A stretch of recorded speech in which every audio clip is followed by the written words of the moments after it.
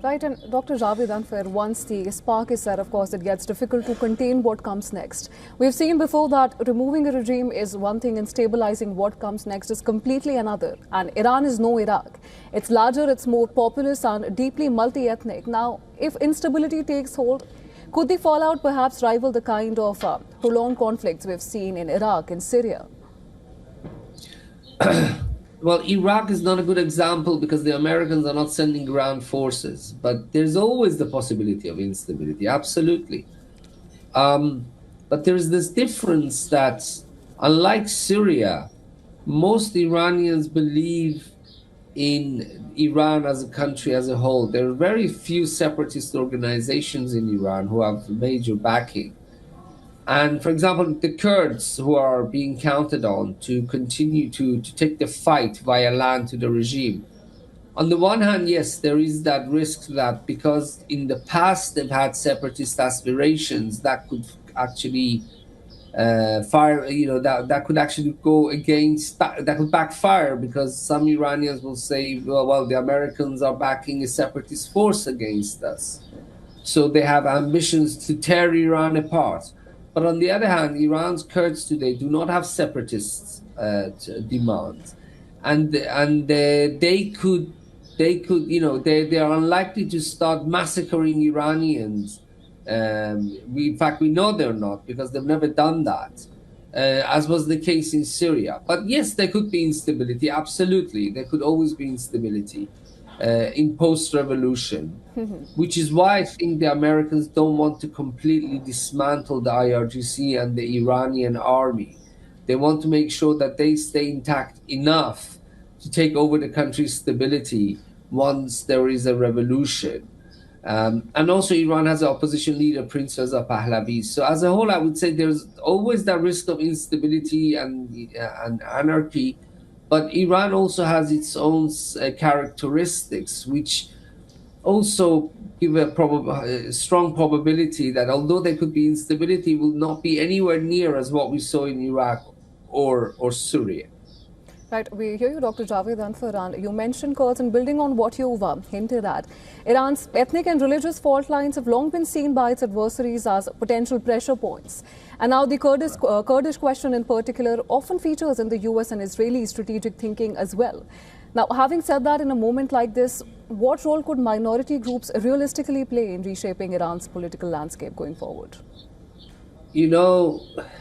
Vishka, I have to tell you, when I heard about this news that they want to send Kurds into Iran, that's when I became worried. It's not because they're Kurds, but partly because in the past they had separatist ambitions. Although they no longer have it, they want to have rights, for example, to teach the language, etc., etc. Nevertheless, what I found very surprising is that their forces, I think, are no more than 10,000 soldiers. How are they expected to go inland, inside Iran, in a mountainous region, where a regime could set up hundreds of ambushes in the mountainous regions because they're ideal for such warfare? And Iran's forces, the Revolutionary Guard is 150,000, the army is 300,000, the Basij militia is 1 million people. How is a force of 10,000 people exactly supposed to overthrow such a regime? I just find that very, very difficult to believe, and I'm very skeptical about that. And I don't know, maybe the Americans, of course, the American intelligence knows 1 million times more than what we know in the open source. Maybe they know that's something we don't, but looking at it from the information that is available, I just don't know how they're going to succeed. They don't have the numbers. And they belong to an ethnicity group, whereas you need something that has more consensus or force that has consensus among all of Iran's different ethnicities and groups, and not just rely on one of them. So on the surface, from the information that we have, this move could be very problematic.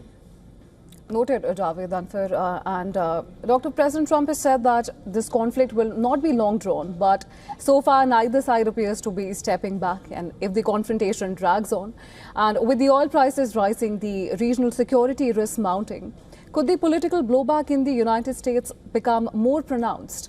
What's your take on that? Because there are already voices who have been voicing their strong of course, questions about the rationale behind the attack in the first place. And now with this, do you think it's perhaps going to fuel those debates in the United States? Always, there's always that possibility. Of course, we see what's happening in the Persian Gulf. We see what's happening to the airline industry. We see what's happening to the price of oil. We see what's happening to the economies of all these countries.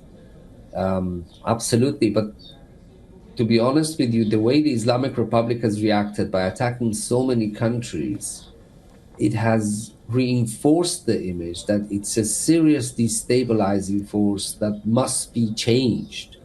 So although the costs are high and there are people with genuine concern raising their voice, yet the actions of the Islamic Republic reinforce the thesis that this regime cannot be allowed to continue, and that now that we've started the fight, we should continue for as long as possible to at least seriously degrade its military capabilities. So even if you can't overthrow the regime, it is no longer strong enough to do what it's doing to its neighbors. Right, Dr. Javed Anfar. And finally, when you look at Iran's options now, militarily and politically, what do you think Iran's strategy will be in the coming days? To survive the war, number one. By keeping their head down and making sure that they can continue ruling the country the day after the war is over. Number two, to put as much pressure on the Persian Gulf countries, especially to economically and militarily, by attacking their military and energy infrastructure, so that they push America to stop the war, so that they can say, look, President Trump, we can no longer continue. We're going to suffer severe setbacks. We can't continue. Please end the war.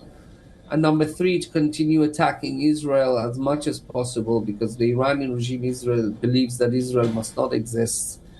And it is the regime that started the war in 1991 by sponsoring a series of thousands of terrorism strikes against Israel. So I think they will continue striking Israel also because Israel is involved in this war and is one of the major powers. Of course, and the stakes are pretty high, and at the same time, the variables are still shifting, and the real test will be how both sides calibrate their next moves. And we'll continue to closely track those developments. But for now, thank you so much, Dr. Javed Anfar, for sharing your insights with us. Thank you.